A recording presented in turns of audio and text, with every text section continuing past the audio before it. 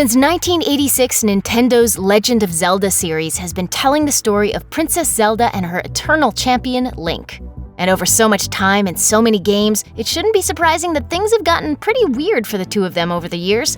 Sure, it might look like the standard hero saves princess story, but once you look closer, you'll never stop seeing the truly bizarre things about Link and Zelda's relationship.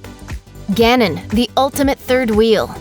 Of all the strange things about Zelda and Link's relationship, the weirdest of all might be the fact that the forces of destiny have ensured that there's always some other guy just hanging around, which only gets weirder when he occasionally turns into a giant magical pig man. There's a reason that it's called the Triforce, three people bound together for eternity, part of a destined relationship that transcends the very concept of time. Unfortunately for our heroes, Ganon's a part of it too, so they might as well get used to it. Does this mean that they should form a polyamorous triad? Well, no, that's probably not a great idea, what with all the kidnapping of princesses, destruction of kingdoms, and occasionally transforming into a 10-story Razorback. Still, given that every single game in the entire franchise is built around an unbalance in the Triforce, we imagine that an awful lot of bad things could have been avoided if they just invited him over for dinner once in a while.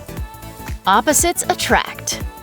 As the name implies, the Triforce is split into three parts: courage, wisdom, and the vague and ominous power. Ganon has that last one, of course, and Zelda is clearly the mortal incarnation of wisdom, whose maturity and stoicism allows her to undergo even the worst that Ganon has to offer, with a poise and grace beyond her years. And that leaves our man Link with the courage part. He mostly communicates through grunts and screaming, and spends a lot of time jumping off cliffs while holding chickens. With his country boy origins and large collection of swords, he's basically the high fantasy equivalent of a redneck who lives in the woods and who never actually seems to take a shower, despite how sweaty he's got to be by now. And yet there's no denying that there's a spark between them that goes well beyond friendship or a knight's fealty to his lady. It turns out the heart just wants what it wants, even when it comes in 4 pieces. The silent treatment. A good relationship is built on communication. For Link and Zelda, though, that's not really the case, as their relationship is more about one character never, ever speaking to the other.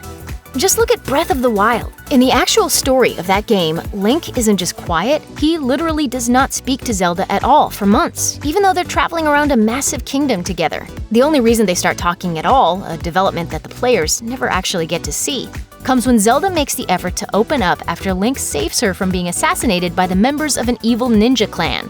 There's nothing wrong with being there for your partner during the hard times, and it's possible that Link's particular love language is less words of affirmation and more stabbing monsters until they die. But if it literally takes an attempted murder by ninjas for you to start talking to each other, that's a pretty big red flag for how things are gonna go from then on. Post-traumatic romance. The Zelda games always tend to follow the same pattern. You always face a kingdom-threatening crisis, you always gather up items and weapons that allow you to progress, and you always find yourself stomping through a dungeon of one sort or another. Most importantly, though, is the idea that Link and Zelda almost always start in very different places. It's only the crisis that drives the game, that brings them together and provides the groundwork for taking it to the next level and cementing their connection.